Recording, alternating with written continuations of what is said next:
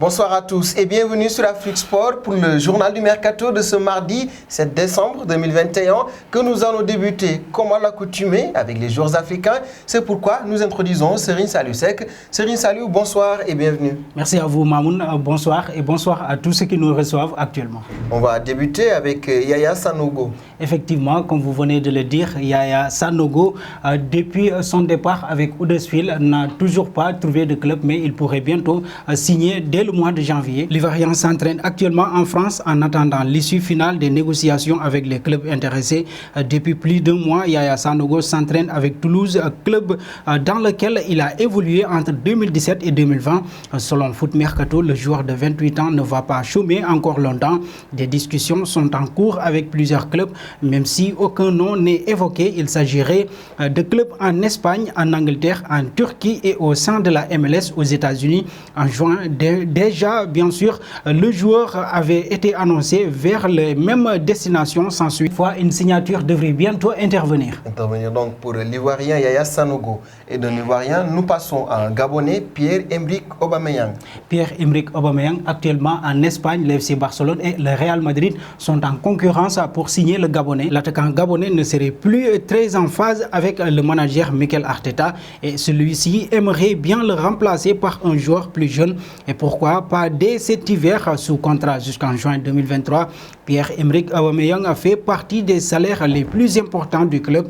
Une situation qui ne faciliterait pas son départ car les deux clubs espagnols cités plus haut ne sont pas au mieux financièrement parlant. De son côté, Arsenal envisagerait un transfert avant que le joueur n'entre dans sa dernière année de contrat. Valorisé à 25 millions d'euros, l'attaquant pourrait être vendu à 10 millions pour faciliter son départ. Pierre-Emerick Aubameyang qui est donc annoncé chez deux cadors en Liga. Et nous allons terminer avec un autre Ivoirien. Il s'agit de Jérémy Boga. Vous l'avez dit, actuellement, l'Atalanta Bergame fait le forcing pour signer Jérémy Boga. La formation du Shakhtar Donetsk aurait également décidé de se mettre sur les rangs pour accueillir Jérémy Boga. Selon les informations publiées par TMW, le club ukrainien serait même passé à l'action. En effet, une offre serait sur le point d'être transmise. Cette dernière s'élève à 10 millions d'euros en plus du jeune ailier israélien, bien sûr, Manor Salomon de 22 ans. Cette saison, ce dernier a inscrit 3 buts et a délivré 2 passes décisives en 24 apparitions. Reste à savoir si Sassuolo va dire oui à cette proposition. Pour rappel, le pensionnaire des Serie A demande 18 millions d'euros pour le joueur. Effectivement, Jérémy Boga qui est un attaquant pourtant assez décisif. C'était le dernier joueur du jour. Merci beaucoup, Serigne Saliou. Merci à vous, Mamoun, et merci aussi, chers téléspectateurs d'Afrique Sport TV. Et les téléspectateurs, on va se retrouver pour la seconde partie de ce journal du Mercato.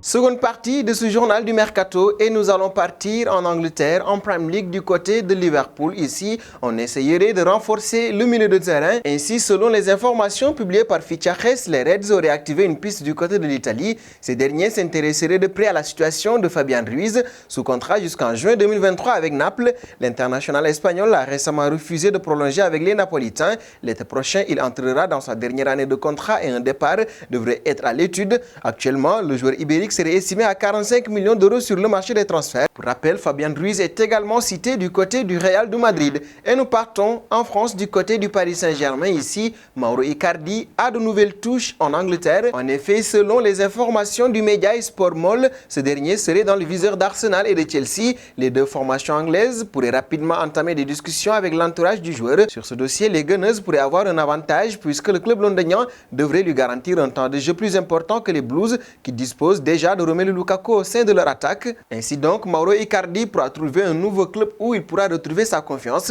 parce qu'au Paris Saint-Germain, il ne joue pratiquement pas. Et nous passons à un autre joueur qui ne joue pratiquement pas également. Il s'agit de Samuel Umtiti du côté du FC Barcelone. Les entraîneurs passent et la situation reste la même pour l'ancien Lyonnais qui n'a plus qu'un an et demi environ de contrat à Barcelone. Si l'on en croit le média Iberic Sport, les Barcelonais souhaiteraient absolument résilier son contrat même s'il faut le faire de manière unilatérale. Le champion du monde 2018 qui n'a pas été épargné par les blessures depuis son arrivée en 2016, a pour rappel récemment été lié au Milan AC. Cette saison, Samuel Umtiti n'a disputé aucune rencontre Nous passons à un autre Barcelonais, Frenkie de Jong. Ce dernier est notamment cité du côté de Manchester United, même si Xavi l'a souligné, il ne veut pas se séparer du Néerlandais. Xavi voit dans Frenkie de Jong la pierre angulaire de son jeu pour l'avenir de son équipe. Donc, convaincre le FC Barcelone de transférer l'ancien milieu de terrain de l'Ajax ne sera pas facile, mais il existe un moyen de faire plier le club catalan. L'argent, en difficulté financière, le FC Barcelone pourrait se laisser tenter par une vente de Frenkie de Jong, à condition que le prix payé soit à la hauteur des attentes. Celle-ci serait de 70 millions d'euros, alors que l'ancien joueur de Willem II, âgé de 24 ans, reste valorisé à 90 millions d'euros par Transfer Market. Mais dans ce dossier, Manchester United n'envisagerait pas de mettre plus de 55 millions d'euros. Nous allons terminer avec Ferran Torres. Son dossier fait parler du côté du FC Barcelone et divise les instances dirigeantes du club catalan. Xavi se serait montré assez clair concernant l'Espagnol qu'il considérerait comme une priorité pour se renforcer offensivement. Cependant, au sein du domaine sportif, on estimerait que le joueur de 21 ans ne vaut pas plus de 35 millions d'euros à l'heure actuelle, une somme donc très éloignée des exigences de Manchester City sur le dossier, les Citizens réclamant entre 65 et 70 millions d'euros pour se séparer de Ferran Torres. Par rapport donc à ces divergences autour du dossier, il y aura peut-être des lenteurs pour que Ferran Torres débarque du côté du FC Barcelone. Et nous allons donc terminer ce journal du Mercato avec la question du soir. Pensez-vous que le Barça doit vendre Frenkie de Jong ou non? Vos réponses seront attendues en commentaire. En attendant, n'hésitez pas à vous abonner sur Afrique Sport pour ne rien manquer des informations autour du Mercato.